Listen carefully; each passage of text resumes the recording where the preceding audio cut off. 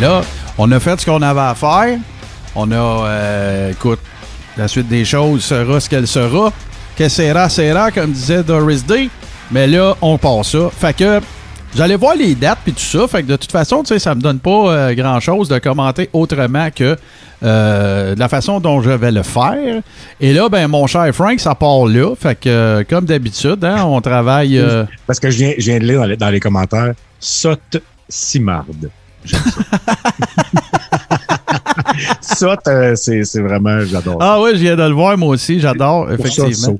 Puis Frank, j'apprécierais que ce soit toi qui garde un œil sur les commentaires. Fait que fais-moi un petit signe de la main s'il y a quelque chose que tu juges le moindrement pertinent, parce que m'avoir les yeux pas mal occupés bord en bord. Fait que moi, je vais aller chercher ça de mon côté aussi, et je vais être dans le même ordre que toi. Et voilà. Allez, Martin, embraye, Steve, voilà. Bon. Ça a été une journée de même. Même pour le Boom Check Hour, j'ai eu une couple de petites patentes qui me sont arrivées. Alors, on passe ça. Et ça commence, en fait, le thread, il a été créé le 16 avril dernier. Le 15 et le 16 avril dernier. Mais vous allez voir, on a des références puis du timeline en masse. Alors, on passe ça, mon Frank, en mars 2020. Alors que, puis là, je comprends que c'est peut-être pas de dimension favorable pour tout le monde. Là. C'est pourquoi je vais vous en faire la lecture avec grand plaisir. En mars 2020, en début de la pandémie, Jeff Fillion répétait constamment que c'était 10 fois moins pire que la grippe et qu'il ne fallait pas mettre en place des mesures. Il répétait alors ce qui se disait dans la Trumposphère. Et le tweet en question, c'est 10 fois moins pire que la grippe à la même date. Arrêtez de faire peur au monde.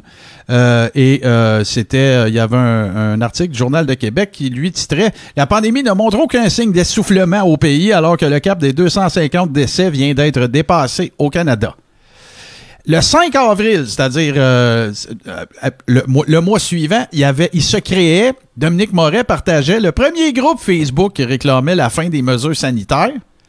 Et c'était, ça s'appelait, il y avait 900 membres, le 5 avril, et ça s'appelait le Mouvement pour la réouverture du Québec.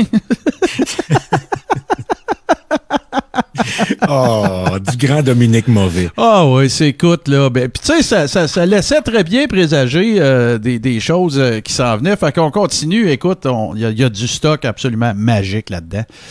On s'en va maintenant. À l'époque, ben en fait, lui, son post, il date du 15 avril.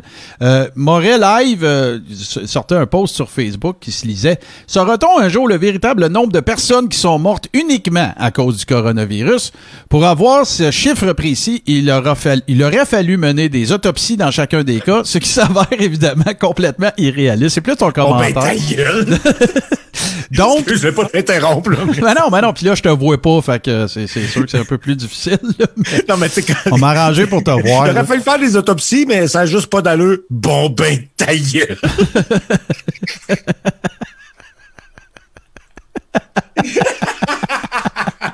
Ah, pauvre d'homme mauvais. Je continue. Donc, non seulement les fameuses courbes sont fortement imprécises, mais le chiffre du nombre de décès causés par la COVID-19 doit être contextualisé. La virulente pneumonie ayant emporté bon nombre de personnes ayant souffert de maladies diverses, dont plusieurs chroniques. À lire ce fil de discussion du Dr Lacroix. On va y revenir au Dr Lacroix. Il avait publié ceci. Tout patient qui décède actuellement est-il automatiquement ajouté aux statistiques de la COVID, même s'il était déjà malade? Et notre ami Jason, qui mentionne, à l'époque, un habitué du show de Moret était le docteur Marc Lacroix. Marc Lacroix mettait en doute le nombre de morts de la COVID et Moret s'en faisait le relais.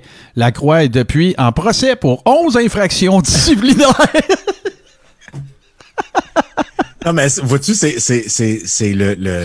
l'archétype, c'est la quintessence de l'expert conspi. C'est tout le temps ça. Quand ils réussissent à avoir un docteur, c'est tout le temps un crackpot, c'est tout le temps quelqu'un qui est dans la merde avec son ordre professionnel, quelqu'un qui s'est discrédité. Ben bravo Radio Conspix pour vos experts. Ils égalent ceux de la Fédé la Tapouette. C'est clair. On continue. On en a pas mal. Ils vont l'accueillir dans la même talle. Soyez patients. On en a pas mal. Le 18 juin, alors alors que le gouvernement évoquait la possibilité de rendre le masque obligatoire. Jeff Fillion lui envoyait 7 émoticônes de majeur. Et ça titrait « Le port du masque pourrait être obligatoire si les circonstances l'exigent », dit Arruda. La seule réponse que Fillion a trouvé à faire sur Twitter, et là, c'est pas notre interprétation, là. Il y a 7 fingers. Okay? Je l'ai pas inventé, là, Chris. Le pire, c'est que le titre, il est super tempéré. Le port du masque pourrait être obligatoire si les circonstances l'exigent. C'est pas vraiment un discours style dictature, là. Tu sais, il nous préparait que ça se pourrait que ça devienne obligatoire. Ben ouais, mais quand même, il faut dire que Fillion a quand même sorti un argument à la majeur. Un argument majeur, c'est ça, à la hauteur de ses capacités. C'est qu'ils sont sans dessin, ça n'a pas d'allure. Hey, on continue ça. Là, on s'en va dans du gros stock, mon Frank, parce que là, va arriver en scène, écoute, s'il y avait la musique de Han Solo, je la mettrais. Et évidemment, bon, en juin 2020, Radio X recevait le militant QAnon Alexis Cossette-Trudel, le négationniste de la COVID le plus connu au Québec. L'entrevue était ultra complaisante. Et c'était, là, on est en plein là dans le mouvement je suis inattaquable sur les faits et toutes ces belles Jeff Fillion qui dit ouais, puis t'es bien préparé, puis t'as l'air à connaître ton affaire. Voilà. Puis j'ai jamais vu Jeff Fillion licher autant quelqu'un. Il devait avoir la langue sèche et râpeuse après cette entrevue-là. Ah ben ouais. Il choisit qui pour licher? Il choisit l'ami. Il choisit le gars avec l'entonnoir sur la tête, le tinfoil hat du Québec. Incroyable. Et là, ben écoute, je suis tellement content qu'on ait retrouvé ça. Et remarquez, hein, le beau petit B en bas à gauche pour Breitbart. Alors, en juillet 2020, Moret partageait sur son Facebook, comme Cheveux de Prince l'a fait, comme à peu près tous les complotistes l'ont fait, partageait sur son Facebook la vidéo d'un groupe de charlatans américains qui faisait la promotion de l'hydroxychloroquine et la fin des mesures comme le masque. La femme au micro, et c'est totalement vrai, c'était son nom de famille, c'était Gold, j'oublie le. Puis on voit évidemment notre chère madame en arrière avec les bains d'impoche. Puis les pensées impures qui causent des maladies vénériennes, là, de sexe avec des démons en pensée, c'est ça qui cause des maladies vénériennes. Un vrai bon médecin. Voilà, et puis la femme au micro a été arrêtée par le FBI après l'insurrection qui s'est déroulée le 6 janvier. Évidemment, au Capitole. Fait que on continue ça, on a pas mal. On va essayer commente tant que tu veux, Frank. C'est pas ça le point pantoute. C'est hâte de voir à date toutes les personnalités qu'ils ont citées ou qu'ils ont interviewées ou dont ils ont repris les propos à date. C'est toutes des grosses mardes. J'ai quand même un bon vocabulaire, là, mais grosse merde, c'est pas mal. En tout cas, c'est très, très, très, très peu crédible. On va le dire comme ça, là. Non, c'est de la grosse toi, parfait, c'est ça. Très peu crédible, là. Bouilli pour les chats. Genre, Éric Duhem est très peu crédible quand il parle de pandémie. Mais les autres, les précédents qu'on a vus, là, le sexe en pensée que les démons, c'est de la grosse merde. Non, ça, c'est complètement cinglé, là, je suis d'accord. Alexis Cossette-Trudel, c'est de la grosse merde. On continue. Fait que les noms, c'est Simone Gold et Stella Emmanuel. Voilà. Voilà. On continue ça, Frank, et arrive en scène, bien sûr, ce cher Éric Duhem-Agog, qui d'autre. Pendant l'été 2020, Éric Duhem a fait de la propagande anti-masque. Il a même fait une vidéo anti-masque qui a depuis été supprimée de sa page. Et son post se lisait comme suit. C'est un tweet, en fait. Les questions à se poser sur l'obligation de porter un masque. Ça suffit de gober tout ce qu'Arruda et nos élus nous disent. T'es pas élu encore, tu peux pas dire nous, Éric. Sans réfléchir par soi-même. Écoutez ça et partagez si vous êtes d'accord. Puis, on ne va pas avoir grand monde de d'accord parce qu'il a supprimé la vidéo. Je pense que c'est son orgueil qui a rajouté le U dans le nos élus. Oh, j'aime bien le commentaire de Dominique. Ce sont tous des titulaires de l'ordre du Suburban. Absolument. Absolument. On continue ça. Au mois d'août, Duhem a co-organisé, on s'en souvient, une marche anti-masque avec des gens rattachés à la Fédélatapouette, des conspirationnistes de Cheveux de Prince. Duhem a alors comparé le masque obligatoire à une dictature communiste, ce qui fut couvert par Radio-Canada. C'est un texte en anglais, je vous le lis, puis je vous traduirai ça sur la mouche. Il y a un columniste de radio, tiens, on va le faire live, qui s'appelle Éric Duhem, qui a organisé une démonstration, manifestation au mois d'août. Il y a eu plus de 1000 personnes dans la ville de Québec pour me forcer à porter un masque et de me menacer avec des tickets de 600$. Je suis désolé, mais on n'est pas en Chine communiste. Nous vivons vivons dans une démocratie, a-t-il affirmé dans des vidéos lors de sa manifestation. Pauvre petit Éric, pauvre petit il n'y avait pas de conspi à ce manif-là. Il l'a dit. Il dit, moi, j'en ai pas vu de conspi. Il faut juste que tourne-toi de bord épais puis lis les pancartes puis tu vas voir. regarde les pancartes avec des culs dessus là puis les drapeaux de Trump là. C'est parce que peut-être qu'il savait pas c'était quoi à cette époque-là un conspi. Il savait peut-être pas qu'il en était un lui-même. Écoute, puis tu sais c'est là en fait c'est soyons honnêtes là, il est quand même permis de penser que c'est pas mal là que le germe du Parti parce que du Québec, puis tout ça, puis la décision de se présenter à l'anti-course à la chefferie. Ben lui, c'est quand il a vu que, il y avait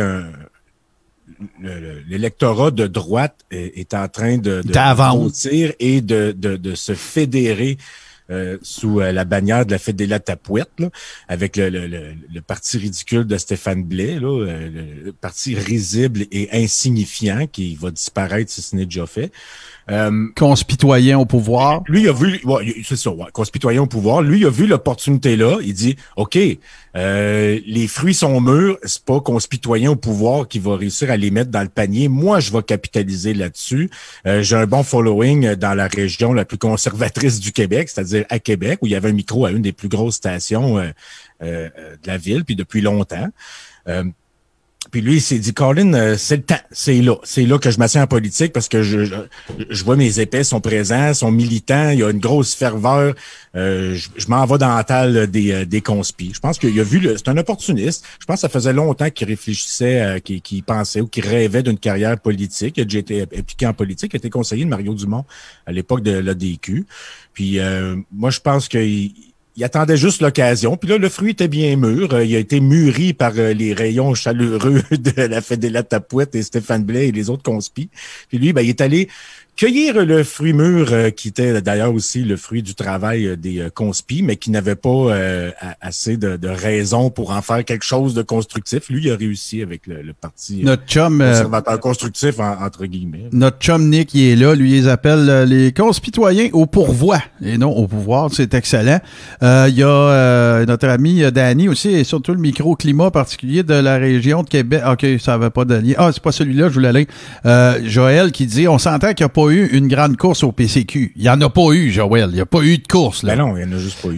On a fait un sondage maison, nous autres, puis les proportions étaient identiques à sa majorité. C'est-à-dire qu'on a demandé aux gens qui nous suivent sur Twitter, c'était quoi le pourcentage de gens qui connaissaient son adversaire. C'était 5%. Puis c'est le même pourcentage de gens qui ont voté pour son adversaire dans sa course ou son anti-course à la chefferie. Fait que voilà, on continue ça, Frank. On revient. Un peu, Martin, oui. Le T-shirt « J'aime me poser des réponses » existe. Oui, ben oui, super, tant mieux. Allez voir ça. D'ailleurs, il reste quelques heures de spéciaux sur la boutique. On revient à notre cher Jeff Fillion qui, à partir d'août 2020, son discours était que tout le monde devait se faire infecter par la COVID. Il déplorait que les mesures barrières et le masque empêchaient les gens de se faire infecter. Cette proposition demeura effectivement une constante. Alors, il a sorti un tweet. Deuxième vague au Québec, 100% certain. De trop de tests par jour, il y a trop de masques, on est trop distancés, on est trop cachés. Le temps presse. Il faut affronter le virus. Sécurisons les plus faibles et let's go. La peur va nous reconfiner avec 6 drapeaux de la Suède. Puis on va en reparler de la Suède. En septembre, Éric Duhem a commencé son marathon quotidien de dire qu'il n'y avait pas de deuxième vague et c'était une campagne de peur. Curieusement, ces bilans quotidiens ont pris fin en octobre. Vous savez pourquoi? 6 septembre, bilan COVID d'hier. 0 décès dans les 24 dernières heures, 8 hospitalisations de moins. On est à 98, le plus bas nombre depuis mars dernier. Une personne de moins aux soins intensifs, total 17. Ça fera la campagne de peur et les menaces de Legault. Rien à ajouter. Évidemment, il continue le 8 septembre. Bilan COVID d'aujourd'hui. Aucun nouveau décès. Aucune nouvelle hospitalisation. Moins 3 personnes aux soins intensifs, passant de 18 à 15. Et certains continuent de tenter de nous faire peur en traitant ceux qui se posent des questions d'imbéciles ou de complotistes. Rien à ajouter. C'est drôle, les rapports, ils ont fini. Hein? À un moment donné, ça marchait plus. Oui. Puis ceux qu'on traite d'imbéciles et de complotistes, c'est pas ceux qui se posent des questions, c'est ceux qui se posent des réponses. Et voilà, tellement bien dit. D'ailleurs, shout-out majeur à notre ami Dominique qui, encore une fois, est venu nous illuminer de sa présence, mais surtout de ses compétences et de sa connaissance. Écoute, on continue, hein? On est dans nos personnages favoris. Moi, je trippe ma vie, c'est clair. J'ai eu autant de fun à préparer ça qu'à en parler avec toi. Ce qui est drôle, puis l'utilité de faire ça, là, même si ça sert un peu à rien avec les conspis, c'est parce que les conspis sont convaincus que l'histoire leur donne raison. Que ce qu'ils disaient au début de pandémie, ce qu'on lit là, ça s'est vraiment réalisé. Ouais. C'est l'inverse qui est arrivé. Ils ont eu tort sur toute la ligne. Trudel, tort sur toute la ligne. Fillon, tort sur toute la ligne. Tort sur toutes les conspis ont eu tort sur toute la ligne, mais ils sont tous convaincus que le temps leur donne raison. Puis sur quoi ils s'appuient? C'est ce qu'on leur a dit. Attends, là. C'est plus confortable, Frank. Attends, là, ça continue, là. Tu sais, quand tu vas commenter, là, ça va être pire après tout le temps, là. Fait que je te le dis, là. On revient avec Duhem Magog et Sornet Strudel. Le 9 septembre, Duhem et son co-animateur, j'ai lu trop vite. Je m'en allais dire son contaminateur. Son contaminateur mauvais. Duhem et son co-animateur Moret reprenaient la théorie de conspiration du 6%, un slogan courant chez les COVID-shooters et maintes fois, démenti par les experts. La fable du 6%, les morts COVID seraient surévalués. Qui dit pandémie, du Festival de la désinformation. Ça, c'est nos amis de Sortons les poubelles, justement, qui avaient sorti un article là-dessus. Et le 16 septembre, Sornet Strudel revenait à Radio Conspix et Jeff discutait gentiment avec lui que la deuxième vague était artificielle. Et je suis allé voir et je pense que c'est encore là. Fait que s'il y en a qui s'intéressent à ces liens-là, vous nous ferez signe. Et évidemment, ce cher Sornet Strudel d'affirmer c'est une deuxième vague artificielle, évidemment. Il n'y a pas de deuxième vague. Non, c'est ça. On continue. Écoute, encore une fois, du hémagogie olympienne. T'es un peu, moi, aller me rendre à la même place, moi et Théo, voilà. Alors, écoute, quelques jours plus tard de ce qu'on vient de voir, Éric Duhem disait « Toutes les mesures doivent cesser au plus sacrant. Ça suffit, l'état d'urgence sanitaire. » Je lis sa publication. « Toutes les mesures coercitives extraordinaires doivent cesser au plus sacrant. Ça suffit, l'état d'urgence sanitaire. » Oubliez ça, donner des pouvoirs exceptionnels aux policiers pour qu'ils puissent entrer dans nos maisons sans mandat. N'empêchez surtout pas les citoyens de manifester et jamais plus un confinement. Il y a au Québec, en moyenne, moins d'un mort par jour. La situation n'a absolument rien de méga catastrophique. Faut rester vigilant, être prudent, se responsabiliser. Oui, bafouer les droits et libertés des individus. Absolument pas. Ça lui a donné tort. Ouais, le 23 septembre, dans le Journal de Québec, le chroniqueur Claude Villeneuve, il va de son article Coup de poing intitulé Radio Épicentre, qui déplore que des conspirationnistes trouvent un micro complaisant à cette radio. Je vous lis l'extrait. Le midi, Jeff Fillon recevra Alexis Sornet-Strudel, le type qui dit que les États-Unis sont dirigés par des pédosatanistes, sans appuyer ses dires. Fillon prétend que les événements ont jusqu'ici donné raison à Sornet-Strudel. Il prétend ça parce qu'il s'est convaincu lui-même, parce qu'il veut que ce soit vrai. Fillon est pas plus brillant que le conspi moyen. Il n'y a pas plus de raison que le conspi moyen, à moins qu'il soit extrêmement malhonnête, ce qui est aussi dans les options, là, dans les possibilités. On reçoit un individu, et là, d'ailleurs, s'il est des nôtres, on salue la royauté, Tutti Frutti, je ne sais pas s'il est in the house, mais à tout hasard, on reçoit un individu nommé simplement Olivier, dont on ignore l'expertise, qui affirme que la moitié des cas sont des faux positifs, comme l'aurait admis l'équivalent d'Arruda en Alberta, sans qu'on y cite la moindre source à ce sujet. J'ai fait mes propres recherches, rien trouvé. mais maintenant, on la connaît, son expertise. C'est zéro. En tout cas, si c'est basé sur de la diplomation ou je veux dire des études quelconques, effectivement, là, je veux dire. Non, mais je veux dire, pour commenter une pandémie, là, zéro. Non, zéro, effectivement. Zéro. Sauf que là, tu sais, on a beau le trouver sympathique, là, mais il y a zéro crédibilité pour aller commenter une pandémie dans un média qui se dit sérieux et majeur dans une ville d'importance comme Québec. Tu sais, je veux dire, c'est une grosse station de radio, là, Radio Conspix, là. Puis ça a déjà été pas pire crédible. Puis il y a déjà eu d'autres lettres, pas d'autres lettres d'appel, mais d'autres noms, puis d'autres à faire. Je veux dire, le 98.1 à Québec, c'est une fréquence qui est super vieille puis qui a toujours été comme aussi respectable que les autres jusqu'à il y a quelques années, tu sais. Frank, attends un petit peu, là, je t'arrête 2 secondes. Je t'arrête 2 secondes. Il y a quelqu'un qui vient de faire le commentaire. Je veux juste m'adresser à nos modos et aller peut-être jeter un œil. Soso n'est pas contente de mon commentaire sur son pathétisme. Là, elle me fait... oups, ça a changé. Elle me fait des remontrances sur votre Facebook et dans mon profil aussi. Fait que si on a des modérateurs qui... sont pas sur le cas des boudins, peut-être juste aller jeter un œil, excuse-moi. Du ménage du dimanche à faire, ouais. Ouais, c'est ça. On est dimanche, puis on fait du ménage. Non, ben écoute, là, t'as raison, là. Je veux dire, si on commence à parler, puis là, c'est pas parce que Olivier, oui, mais il y en a plein d'autres. Tu sais, Jeff Fillion puis Moret, eux-mêmes, tu sais, peuvent pas se prétendre habilités à commenter sur une base scientifique de quelque façon que ce soit. Nous autres non plus, d'ailleurs. C'est pour ça qu'on le fait fucking pas, puis qu'on fait venir des Dominique Barry-Tremblay. À des experts qui ne sont pas des congédiés, des déchus. En tout cas, allez, on continue. On revient à notre cher Jeff Sophilion. Le 28 septembre, après que la Ville de Québec ait retiré sa publicité des ondes de Radio X, plusieurs entreprises privées ont emboîté le pas. Ce fut une véritable saignée de commanditaires. Plusieurs sont depuis, par contre, revenus. Et là, ben, on a des commentaires absolument dithyrambiques et un échange, en fait, avec à peu près à la même époque, c'était le 2 octobre, entre Sophie Lyon et Patrick Lagacé. Le temps me donne raison. Se cacher, c'est la plus mauvaise idée. Très mauvaise réponse. C'est vrai que se pousser en Floride, c'est pas se cacher. Il faut pas se cacher. Il faut tranquillement s'échanger le virus. Tu sais, comme si c'était des cartes de Magic. Là.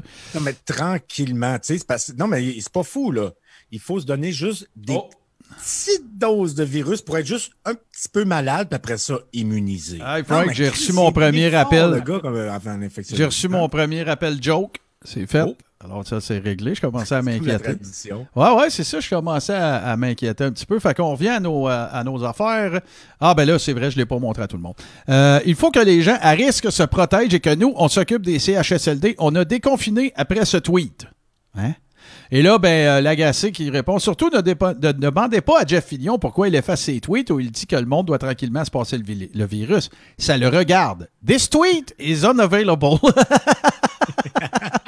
Et le 25 octobre, donc, le docteur Fillion disait qu'il faut tranquillement s'échanger le virus. Spoiler, le temps ne lui a pas donné raison. Patrick Lagacé, justement, remarque alors qu'il efface ses tweets. Et on a remarqué aussi. Et là, ben, regarde, Frank. Opération Pouf. Ben ouais, je suis content. Je suis rendu à mon deuxième appel joke. Alors, je sais pas si on va battre le record de 3 consécutifs. En tout cas, c'est cool. On lâche pas la game. Ben non, c'est ça, le monde. Puis là, ben écoute, celui-là, le truc qui s'en vient, c'est pas mal un de mes préférés. Écoute, là, t'es dans de la haute voltige cérébrale version Moret. Et là, ben c'était au moment où il y avait l'espèce de campagne. Bon, il y avait aux États-Unis, mais il y avait aussi tout le concept là, de la délation. Fait que ce sont deux publications différentes. Moret qui fait référence à une nouvelle qui vient de newsmax.com. Trump accuses Dominion Voting Systems of deleting 2.7 million votes. En novembre, Moret diffuse le fake news propagé par le Donald à propos du fait qu'il se serait fait voler l'élection. Il a changé de discours par la suite, mais on constate toute l'influence de Fox News sur Radio X. Dans ce cas-là, c'est Newsmax. C'était peut-être Fox aussi, là, je ne voyais pas le tweet au complet, sur Radio X. Et on se rappelle quelles furent les conséquences de ce discours. On continue, là, on est dans l'insurrection, tu sais, puis... tu sais, Moret, il est un peu comme Tucker Carlson, tu sais, on dirait qu'il prend les affaires de Tucker, il traduit, puis il les reproduit sans talent, puis il y a du monde qui aime ça. Oh, mon troisième, voilà. Oh, on est à 1 du record. Oh yes. En décembre, Moret a lancé sa campagne « Ne dénonçons pas nos voisins ». Sorte de façon détournée de dire aux gens de fêter Noël en gang. À la fin de son message, remarquez son message peu subtil. Snitches get stitches. Je lis le post de Moret. Cessons de nous mettre la tête dans le sable. Au fait, le Québec sera divisé. Les confinés d'un côté et ceux qui, disons-le ainsi, voudront manger la bouffe qu'ils ont commandée chez les traiteurs. Wow. Mais nous verrons aussi le visage laid de l'humain, celui de la délation, du jaloux, du stool qui espionne, rapporte, bitch et cornifle. tirer les rideaux et jouer à la vigie avec des jumelles, c'est un jeu très dangereux. Cela endommagera nos relations communautaires et de bon voisinage partout au Québec. En janvier, je crains que plusieurs belles cohabitations s'en retrouvent endommagées. Snitches get blank. C'est vrai que Moret, il a le look, hein? Il a vraiment le look Thug Life. Oui, il fait peur. Pauline qui fait peur. Ouais, c'est pas en citant des proverbes de prison que tu vas impressionner quiconque. Là. Puis, tu sais, quand il parle d'endommager les relations communautaires, Colin, le conspirationnisme, c'est pas mal une des plus grosses sources, je trouve, dans les 2 dernières années, là. Ou la dernière année, disons, là, de fin de relation entre êtres humains. Là.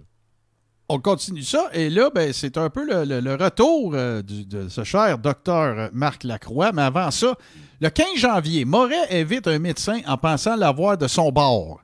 C'était Paul Poirier, cardiologue à l'hôpital Laval. Moret se fait chicaner en ondes. Le malaise est évident lorsqu'on écoute. Curieusement, cette entrevue n'a jamais été supprimée.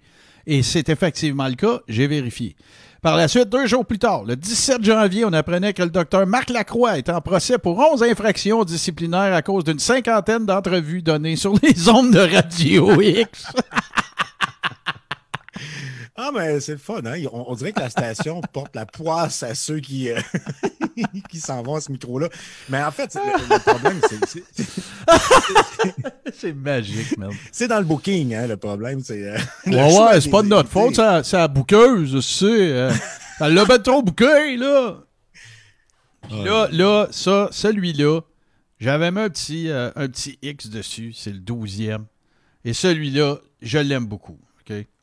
Le 21 janvier, Moret confirme que Jeff Fillion a parlé pendant le show de la théorie de conspiration des cycles PCR de détection du COVID. À droite, le compte Twitter qui leur servait de source. Ultimate douchebag, saucé au coton, les gros morceaux, le lion qui fait fuck you. Hey, moi, là, si votre photo de profil, c'est un lion ou un lion. Qui fait un finger, Frank. Moi, j'étais un lion. Puis, ouais, c'est un lion qui fait un finger, dude. Oui, c'est ça, je l'ai décrit. OK. mais tu sais, en partant, ça fait déjà... Oh, le douchebag qui se prend pour le dangereux prédateur, lui, doit être brillant et ouvert d'esprit. Mais en plus, son lion, il fait un finger puis il se vante de OK, c'est un auteur du livre The Carnivore Diet. Ouais, écoute bien ça, je vais vous lire ça. Je vous traduis ça sur la mouche, là. Relativement intéressant qu'aujourd'hui, l'OMS dirige is now directing that folks diagnosed with COVID-19 using high cycle thresholds PCR tests no longer be considered confirmed cases. Fait que il trouve ça un peu weird, justement, que l'OMS apparemment fasse mention du fait que le threshold, l'espèce de balise ou de barème de la quantité, justement, d'amplification des tests PCR ne peuvent plus être des cas confirmés, à moins que d'autres tests soient performés. Alors, ça va faire descendre le nombre de cas. Et là, je vous lis le pedigree de ce cher docteur douche Sean Baker. Un athlète ayant obtenu des records mondiaux dans plusieurs sports, physician d'un médecin, un docteur, auteur de la diète carnivore, et c'est-tu drôle qu'il ait écrit un livre sur la diète carnivore et qu'il soit le CEO de MeatRx.com. C'est magique, mon gars. Mais moi, c'est le bout que tu lis. À droite, le compte Twitter qui leur servait de source. Il y a le sens du comics, ce Jason-là. Mais là, il y a quelqu'un, Frank, qui a fait un commentaire. Écoute, je vais aller le retrouver parce qu'il semblait dire que c'était aujourd'hui que ACT, donc Sornet-Strudel, annonçait qu'on doit se préparer au grand reset. C'est-tu pour ça que j'ai eu toutes sortes d'espèces de problèmes techniques, moi, là, puis je suis pas capable de... Y a-tu un modo ou une modo qui pourrait me piner ce commentaire-là, s'il vous plaît? J'aimerais ça le lire en entier. Pas les réponses, mais... C'est ainsi, ma console, elle me donne de la misère. D'après moi, c'est ça. C'est le reset, hein? C'est soit le grand reset ou il faudrait que je paye sur le petit piton reset. Ah ouais, t'as-tu essayé de filer comme un épais, par exemple? Non. Bon, ben, s'il y a un ou une gentil modérateur triste qui peut me trouver ça, ça serait bien gentil. Mais si c'est pas plus grave que ça. Donc, une autre affirmation qu'il faut faire attention parce que là, il s'en vient un gros blackout, puis il n'y en aura pas. Bon, voilà. On continue ça, bon. Ça s'en vient, mais c'est rendu rare, hein? Les prédictions, ça s'en vient, ça va être gros, vous allez voir. Ouais, non, moins. On dirait que c'est disparu avec Trump, ça. Là, le 3 février, Frank, Radio-Canada faisait un reportage très embarrassant pour Jeff Fillion. Les hôpitaux vides sont une théorie du complot très commune chez les COVID-truthers, tout à fait inappropriée. Un tweet de l'animateur Jeff Fillion fait réagir le docteur François Marquis. Alors voilà, puis salutations si jamais un jour le docteur Marquis se retrouvait à avoir de notre contenu. Moi, je vous lève mon chapeau parce que justement, et sans jeu de mots douteux, même avec le vent d'en face, vous n'avez pas arrêté. On a un nouveau record, Frank, je suis rendu à mon 4e. C'est fantastique. Wow. Fantastique. Ah, ben là, moi aussi, je suis un world setting. De MDD. Moi aussi, je suis un world record setting douchebag. Moi aussi. Voilà. T'as maintenant un titre conspi. Voilà, je suis rendu à 4. T'as quelque chose à mettre dans ton CV. Là. Je suis rendu à 4. On continue. Moret a reçu... C'est toi un spécialiste des appels, ça. Moret a reçu plusieurs fois Ezra Levant à son émission, notamment pour expliquer comment contester une contravention sanitaire. Ezra Levant est le patron de Rebel News, bien sûr. YouTube a depuis banni Rebel News, mais je pense qu'ils sont de retour, par contre. Il faut se remettre quand même dans le contexte des choses. Mais voilà, de toute façon, c'est pas comme si on vous apprenait quoi que ce soit, c'est-à-dire que de prendre, de décider d'utiliser un peu le narratif conspitoyen pour aller chercher des clics, des views, des écoutes, de la pub, whatever, de l'audimat, ben on vous a rien annoncé et on vous a pas... vous tombez pas en bas de votre chaise, mais on va se le dire, c'est drôle en tabaslac. Je continue ça. On revient avec notre... celle-là aussi est assez solide, Frank. Écoute bien ça. Jeff Sofidion, on jase, là. On s'en va en novembre 2020. Est-ce que le coronavirus sera la plus grosse fake news de l'histoire?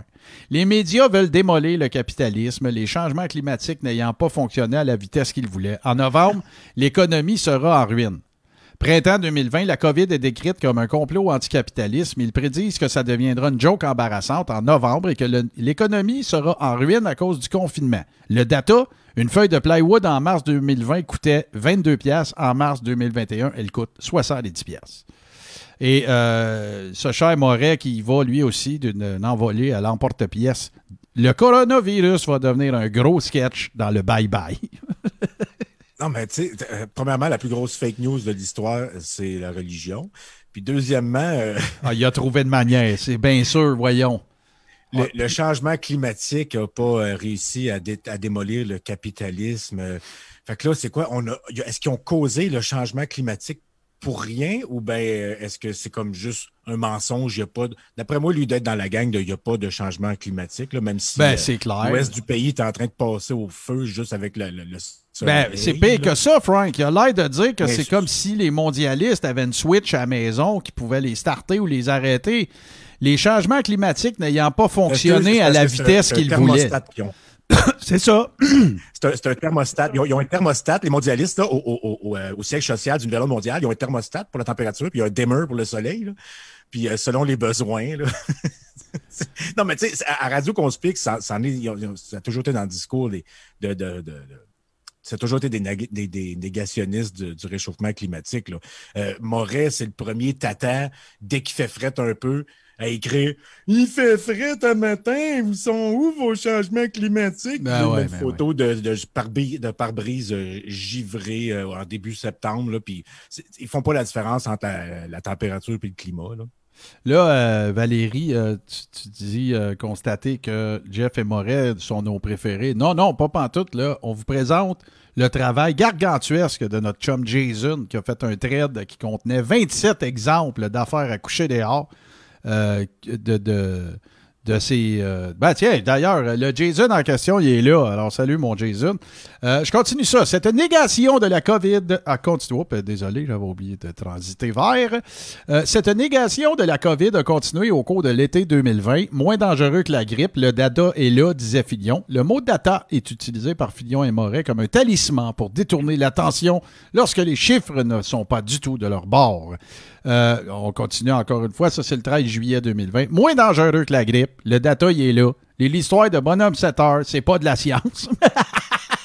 Que ce gars-là dit ça. Quand on parle français, on dit données. Puis quand on travaille dans un média francophone, on dit données. Si on connaît le mot, c'est pas cool, data, c'est tellement... C'est bien plus badass.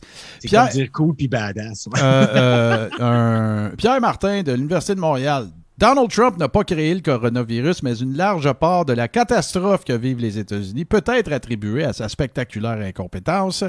Cet article de David Frum est incontournable dans The Atlantic et la réponse de ce cher Sophillon, catastrophe! New York, de par son ADN, est durement touché. Je ne savais pas que les villes avaient de l'ADN. OK, New Orleans et Détroit, le reste, le feu est haut. Trump est-il responsable que les c'est même pas écrit.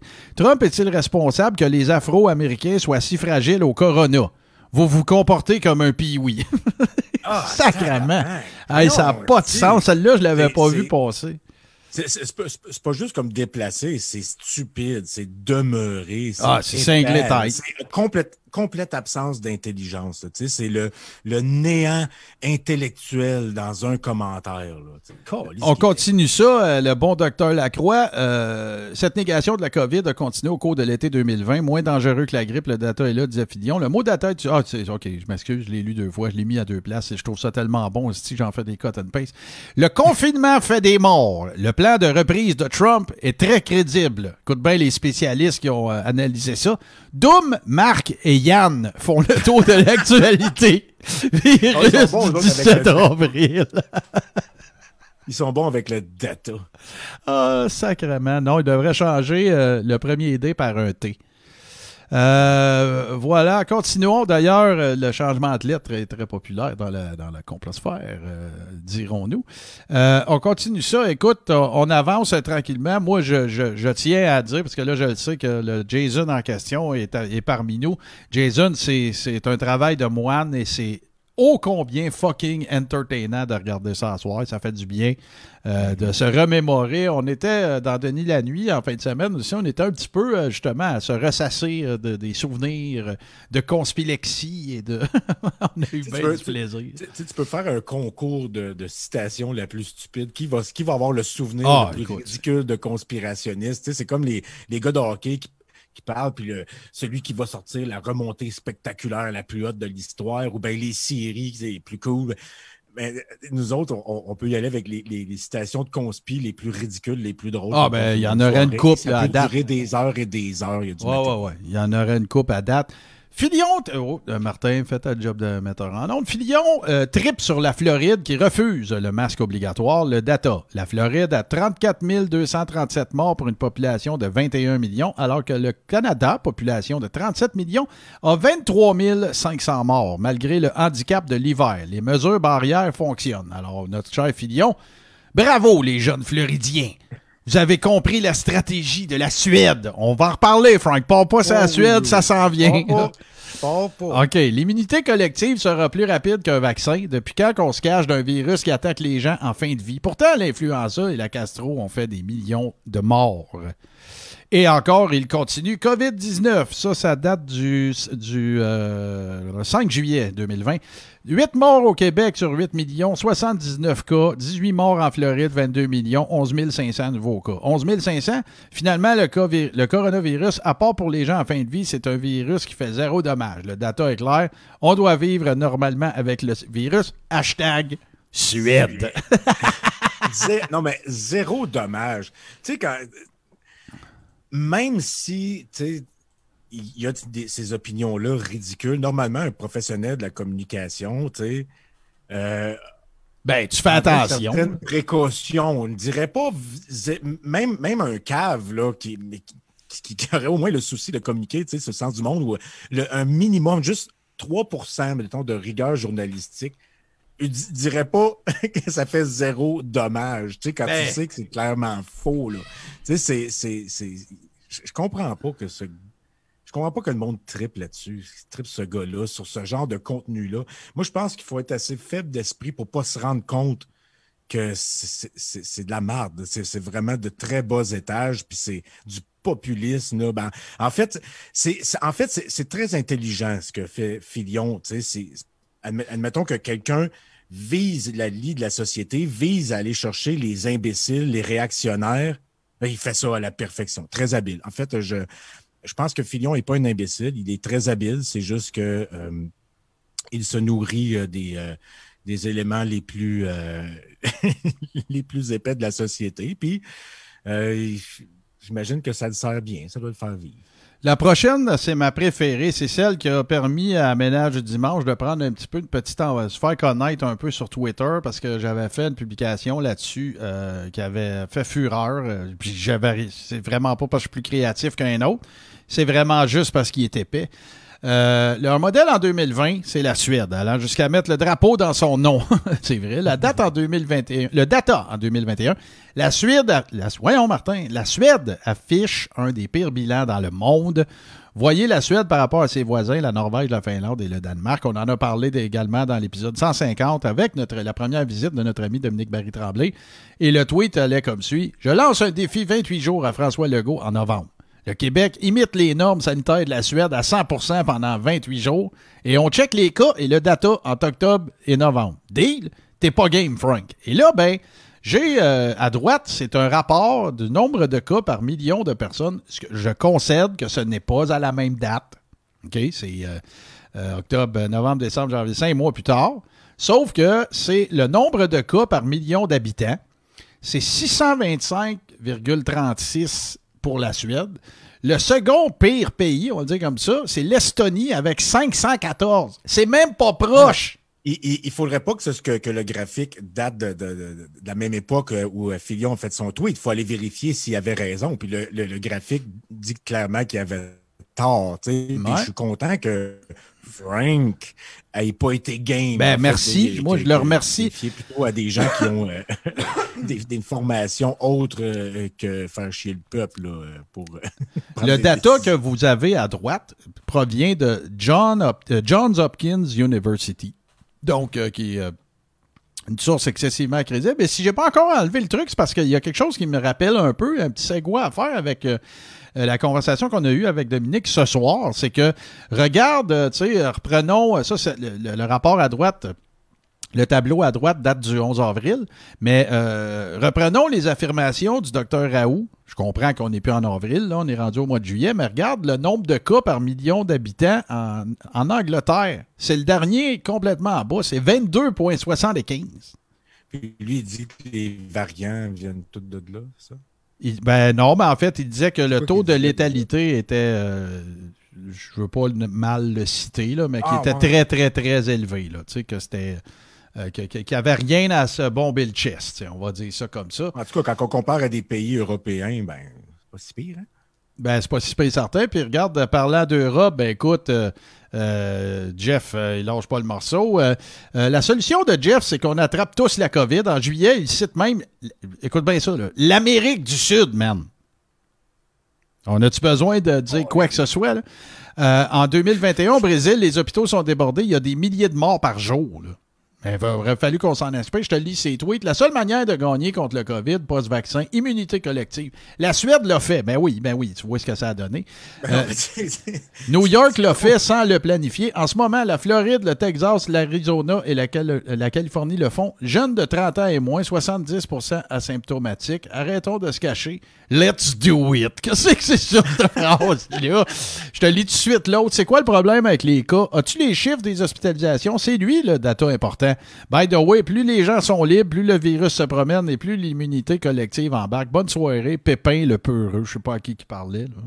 Comment on dit ça déjà? Pépin le Grand. Il reste à quelqu'un à qui répondait sur Twitter. Ah, ouais, c'est ça. Ah, Pépin le Grand. Bon, parfait. OK. Je me demande d'aller dire comment on dit ça. Déjà, non, mais... encore lisse, ouais. Non, mais c'est assez cocasse, pareil, tu sais, que les pays qui citent en exemple, c'est les pires des pires des pires. Ah ouais, j'ai de la misère à trouver un comparatif équivalent. C'est comme, admettons que tu veux faire la promotion du communisme, puis l'exemple que tu cites, c'est l'URSS, tu sais. Bon, ouais. Parce que ton exemple t'aide pas! Ah ouais, hey, tu sais, là, ça serait vraiment le fun qu'on adopte des mesures, tu sais, qui seraient pas communistes. T'sais. Prends l'exemple de la Chine, là, c'est parfait ce qu'ils font eux autres, tu sais. Là, préparez-vous tout le monde, parce que après la prochaine, ben là, moi, c'est celle qui me fâche le plus. C'est celle qui... Ça, je me souviens de beaucoup de ces trades-là à l'époque, là. Fait que préparez-vous. Là. Prenez une gorgée de quelque chose. Là. En 2021, son discours qu'il faut pogner le virus est toujours présent. Sans aucune gêne, il dit « Si vous avez peur du COVID en bas de 60 ans, vous êtes idiots. Les gens qui ont peur de la COVID ont des grosses bédaines et 4 mentons. » Vous voyez les tweets, j'aurais pas besoin d'y lire, mais je vais vous lire celui à droite, au-dessus d'Homer. Là. Très écœuré de voir des chroniqueurs, chroniqueuses et animateurs de radio en surplus de poids broyer que c'est trop rapide de déconfiner le Québec. Les grosses bédaines 4 mentons ont peur de mourir. Hey, les pas de shape, move your ass ou restez enfermés en pidge chez vous. C'est-tu pas beau, ça? C'est-tu pas édifiant? Hein? C'est-tu rassembleur? C'est-tu de l'amour puis de la lumière, ça, à ton goût, mon Frank? Hein? Ah, mais ça, non, mais il a toujours été comme ça. Il a toujours jugé ceux qui travaillent pas assez fort, ceux qui font pas de sport, ceux qui sont pas selon son modèle de ce que devrait être un être humain respectable. Là. Ça veut dire jouer au golf, avoir du cash, avoir une belle shape, être beau selon ses standards à lui. Fait que, tu sais, un tatou tribal, là, tu sais, sur une veine pété là, de créatine. Là. Ça, c'est un douchebag pour lui. C'est bon, t'as moi de ça, quelqu'un de respectable, là, il doit être propre. C'est tous les pires préjugés de vieux monsieur des années 50 qui capotaient quand ils voyaient quelqu'un avec les cheveux longs, puis qui capotent quand ils voient deux hommes être en amour. Ben, tu sais, un vieux conservateur, là, là, avec les deux pieds bien ancrés dans le passé, incapable de progresser. Là. Un gros camion en panne sur l'autoroute de l'avenir, pour citer une des voies les plus connues de Québec. André Arthur, qui est un peu dans la même veine. On continue avec... la même veine pétée de créatine. Un autre retour. Il va en avoir quelques-uns. Évidemment, ben, je suis pas allé dans l'article. Vous souvenez-vous du druide de Marseille avec sa potion magique, la chloroquine? Excuse-moi, dans les commentaires, quelqu'un qui souligne quelque chose d'intéressant. C'est clair que les joueurs des Canucks de Vancouver qui ont été malades avaient une grosse bedaine et 4 mentons. Ah ben oui, c'est sûr. Puis, tu sais, les pas de shape. Les athlètes aussi. C'est aussi. qui leur dirait ça, moi, aux gars des Canucks. Hey, les pas de shape, arrêtez de vous pogner le cul. Je pense qu'il... Ben non, c'est un personnage. On sûrement sa gueule. C'est un mauvais personnage. Je recommence. Vous vous souvenez du druide de Marseille avec sa potion magique, la chloroquine? Radio X n'allait pas manquer le bateau. Les mauvais remèdes du bon docteur Marc Lacroix compile plusieurs extraits audio. Et ça, ben c'est Sortons les poubelles qui avait répertorié ça. On continue. Allons du côté des vedettes. Lucie Laurier a été barrée de partout pour ses propos disjonctés sur la pandémie ou les chemtrails, sauf à choix en août 2020. Notez le titre des entrevues. Notez le choix des photos. Les grands diviseurs, ce sont Legault et Arruda. La une, Moret Live, Radio X Opinion. Lucie Laurier plante une journaliste de Radio-Canada. Et sur Radio Pirate, à midi, à Choix Radio X, Jeff Fillion reçoit la méchante Lucie Laurier. Viens-t'en, mal écrit. C'est pas la méchante, c'est la niaiseuse. Puis elle n'a jamais planté une journaliste de Radio-Canada. Elle se ridiculise au micro de Radio-Canada. Puis eux autres sont trop épais pour s'en rendre compte. Fait qu'ils pensent qu'elle plante la journaliste. Hey, la belle brochette d'imbéciles. On les voit bien à gauche avec Yves Landry, le sous-fifre lécheur de plantes des pieds. Ben oui, puis avec Mel tu me mêles aussi, hein, qui manque pas une occasion de passer sous les feux de la rampe. Et là, ben Frank, on s'en va du côté de quelqu'un que je sais déjà ce que tu vas nous rappeler. On s'en va du côté de ce cher Ken Pereira. Écoute, il y a un paquet d'affaires qui concernent Pereira. Ken Pereira, un complotiste notoire, était chroniqueur régulier chez Moret en 2020. Si un fake news circulait sur le web, vous pouviez être sûr que Ken allait la colporter. En janvier 2021, Pereira dénonçait la purge qu'il a subie à Radio X. Twitter a depuis banni Pereira. Il y avait un premier, according to the CDC, de avril 2009 jusqu'à avril 2010 dans le dossier de la H1N1. Les résultats, ça s'est soldé par 12 469 décès aux États-Unis. Le coronavirus avait plus de 4 000 décès globalement, autour du monde, le 10 mars 2020. Écoute ma vision demain à Montréal Live. Fait que ça, si c'est pas du troncage. Radio X, avec Montréal Live, vous parle qu'ils sont contre la censure, mais toutes mes chroniques ont été retirées. Mon topo sur McKinsey complètement disparu sur le web. Arrêtez de penser que la censure n'est pas un outil qu'ils adorent. Je continue. Est-ce que ceci est vrai? Ma femme qui travaille en pharmacie me glisse à l'oreille que le docteur Horacio Arruda a réquisitionné toutes les pilules de chloroquine dans les pharmacies du Québec. Même... Et là, Sophie Lyon qui en rajoute. Just do it. Oui, ça ils ne disent pas... d'une pharmacie? Oui, ils ne disent pas aux Québécois que c'est un game changer. Legault a peur que les Québécois arrêtent de suivre les règles. Puis toi, t'arrêtes pas de dire à tout le monde d'arrêter de suivre les règles. Mais quand c'est toi qui le dis, ça, c'est correct. Ça, c'est... mais Ken Pereira, c'est tellement l'idiot ultime. C'est tellement le gars qui ne comprend pas Internet. Il est peut-être pas, je sais pas à quel point il est idiot. Il est peut-être pas si idiot que ça, mais il comprend pas Internet. Ça, c'est certain. Là. Ça, c'est quelqu'un il lit quelque chose, puis... Il ne cherchera pas à savoir si c'est crédible. D'ailleurs, il ne sait pas comment évaluer la crédibilité. Tout est vrai pour lui. Moi, je sais que tu sais où je m'en vais, là. Mais moi, ce qui m'a frappé le plus de lui, où j'ai réalisé que ce gars-là était complètement, tu sais, le gars le plus naïf sur Terre, ça doit être lui. C'est quand il racontait au micro de Stupid que les nazis avaient bâti des bases sur la Lune, puis qu'il y avait des bases sur... c'était ce délire-là. Je ne l'ai jamais retrouvé, d'ailleurs. Je ne sais pas si Stupid a fait comme Radio X et a retiré des chroniques de Ken Pereira. Mais si ça existe encore, j'apprécierais de revoir et réentendre cet idiot de Ken Pereira. Il y a sûrement 3-4 personnes qui cherchent déjà. On fait des bases sur la Lune. Il y a sûrement 3-4 personnes qui cherchent déjà. Et là, ben Frank, on fait un retour sur l'espèce de période durant laquelle Sornet Strudel était presque un collaborateur régulier. Puis tu fais quoi ce midi? Viens, on t'attend, 98.1 sur ton FM ou en ligne. Radio X n'avait manifestement aucune gêne d'inviter Alexis Cossette-Trudel. Sur la deuxième photo, moi-même, qu'ils ont retweeté, Alexis Cossette, qui se vante de passer à Choix. Plusieurs extraits audio de cette entrevue circulent sur le web, car Choix a supprimé l'entrevue de son site. Et là, ben...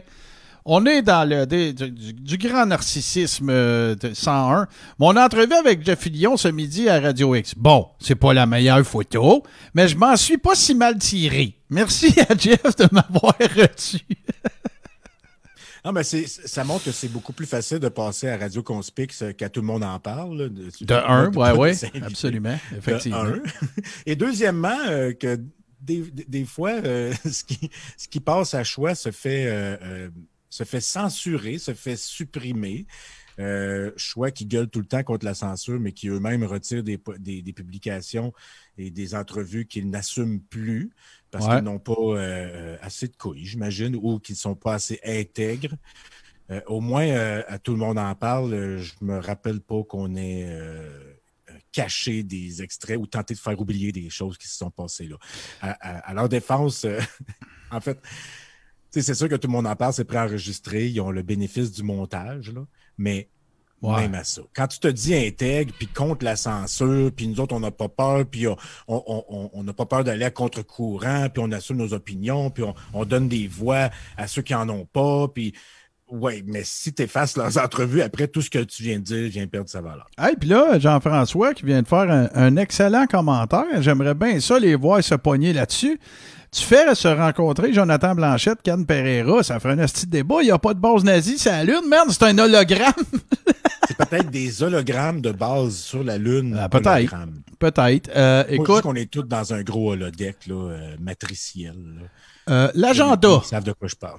L'agenda, ce mot est très courant dans la littérature complotiste. La COVID est une fausse pandémie pour avancer l'agenda. Le vaccin est un subterfuge pour implanter l'agenda, etc. Je ne crois pas que Moret y croit, mais il connaît bien les gens dans ses gradins. Méfions-nous de l'agenda. Ces deux-là ne seraient vraiment pas prêts pour le Québec.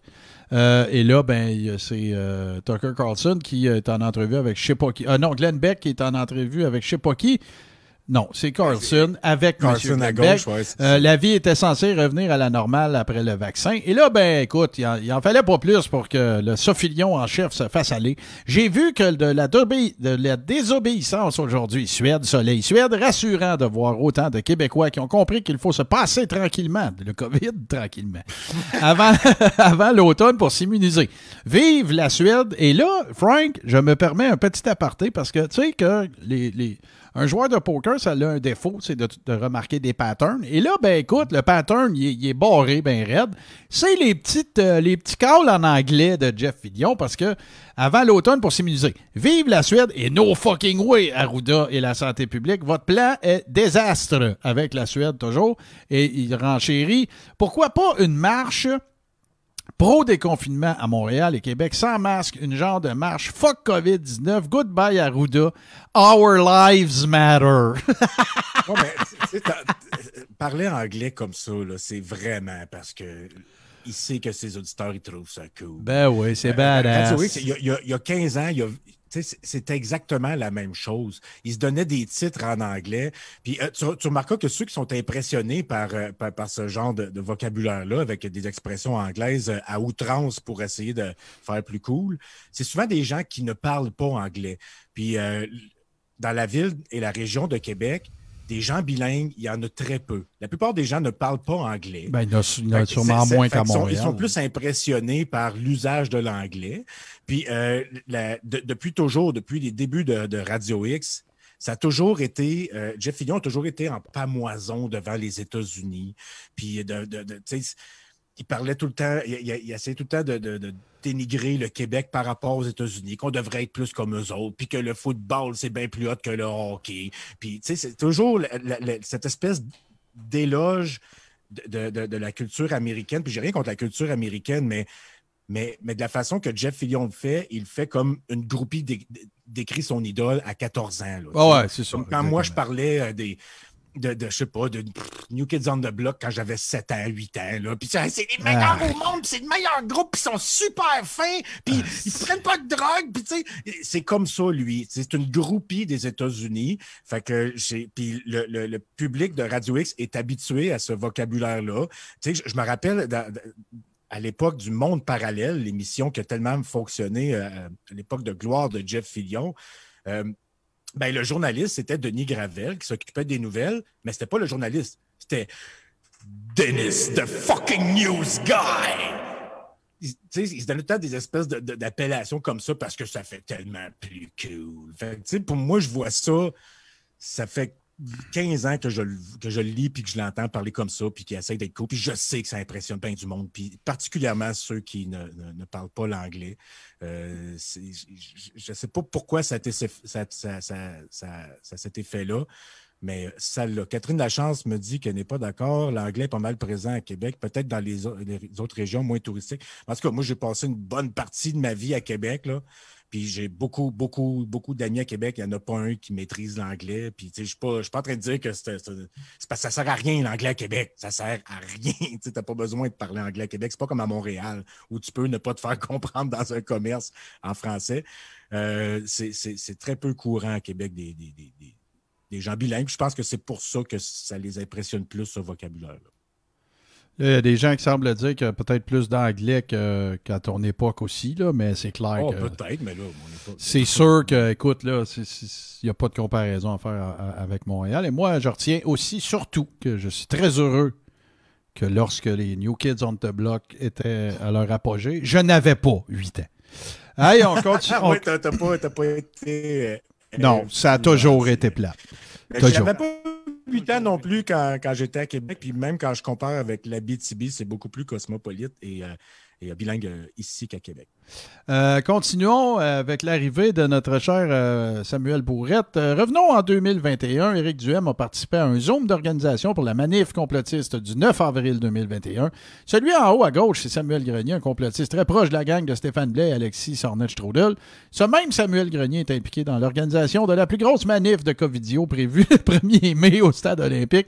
Ils ont ramassé 25 000 $ en dons, c'est plus que ça. Et il va y avoir des autobus de partout au Québec, le Stade olympique. Le lieu de la plus grosse clinique de vaccins, on ne reviendra pas là-dessus. Ils ont fermé le centre pendant cette période-là. Moi, ce que je remarque de l'image, surtout, c'est évidemment la présence de Duhem et de Samuel Bourrette, mais de ce cher Benoît Giroir qui était à la tête de Entrepreneurs en Action du Québec, qui a fait peut-être, et dont on n'a plus entendu parler, et qui avait ramassé quelques 130 000 $, je pense, et cause pour laquelle, qui avait été déboutée, en fait, en cours de 1, et de 2, pour laquelle certaines personnes, je n'affirme rien, je ne fais que rapporter le fait qu'il y avait des gens qui avaient soulevé la question, où c'est que tout cet argent-là est passé. C'est-à-dire que oui, il y avait eu une poursuite, elle a eu lieu, il y a sûrement eu des frais d'engager, mais il y en a qui se posaient la question, et là, il y avait commencé à circuler des trucs du genre...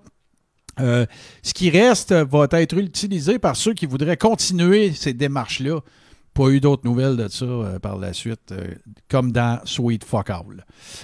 Fait que là, je ne prétends rien. Je dis pas non plus que ces fonds-là sont disparus. Je fais juste dire que la question avait été soulevée et tout indique qu'elle n'a pas encore eu de réponse. Et là, Frank, on tombe dans un bout pas mal interne. Achève, là, il en reste 2 après celui-là, mais on tombe dans... Et là, c'est une station de radio là, qui informe ses auditeurs, auditrices de ça. Là, le 3 février 2021. Contestez vos tickets pour les nuls. Montréal Live, Radio X, comment contester son ticket de COVID pour les nuls? J'aimerais bien connaître, Jason qui mentionne, j'aimerais bien connaître l'opinion du Barreau du Québec au sujet du fait que Radio X diffuse une chronique d'opinion intitulée « Comment contester son ticket de COVID pour les nuls ». Je ne sais pas si c'est encore disponible. Et par la suite... Plusieurs journalistes ont remarqué la disparition des entrevues compromettantes. Radio X explique que c'est fait de façon aléatoire et qu'il ne garde que le pertinent, par exemple. Cette chronique de 2019 qui affirme que le journal Le Soleil va fermer. Non, mais tu sais, c'est comment contester son ticket de COVID pour les nuls a été supprimé et sera bientôt remplacé par comment se faire débouter par un juge comme un nul. Ouais, il y a ça. Et là, ben, écoute, comme je disais, on approche quand même. Le 16 avril 2021, donc relativement récent, Fillon répond à l'Agacé avec une entrevue que Paul Arcand a donnée à Dan Marino en juin 2020. Paul Arcand ne supprime pas ses entrevues, vous pouvez l'écouter encore. Son ton avec Marino est pas mal différent du massage de pied que Marino a reçu chez Radio X. Et là, ben, je peux vous en parler parce que j'ai participé à un voice-over avec Tommy, justement, d'un des meilleurs moments de toute cette saga-là. Et voilà la réponse de Sophie Dion à Patrick Lagacé. En plus d'avoir incité les gens à ne pas suivre les règles en mars 2020, ce qui a provoqué un chaos et des milliers de morts à Montréal, la radio de l'influenceur Fake Pat fait des entrevues avec un complotiste. Arrête de jouer à la police, t'es un récidiviste. Hey, ça, là, Lagacé doit avoir vraiment shaké dans ses bottes, là, mon vieux. Hein? Que oui. Et là. Puis c'est plein de fautes. Puis en tout cas, tout le monde peut faire une coquille ici et là, mais bon. Le chaos, pas de S, puis en tout cas, les verbes à l'infinitif. Oui, puis inciter R, puis... ouais, c'est ça. Mais là, on a gardé la qualité de la langue va avec la qualité du propos, des fois. Et là, ben écoute, le meilleur, on garde ça pour la fin, hein? Alors voici. Pour terminer, voici la cerise sur le sundae. C'est toute l'histoire de ce thread en résumé. Ça date du 25 juin 2020. Le one-two punch. Mettez du COVID dans un Mr. Freeze. Je vais le lécher. Hey, mais ça a l'air bon, cette émission-là. Ça s'appelle One-Two Punch. Oh yeah! Ça doit être bon, ça doit être punché, hein. Ça fait du boxe. Oh yeah! The One-Two Punch, baby! Le One-Two Punch. Oh yeah!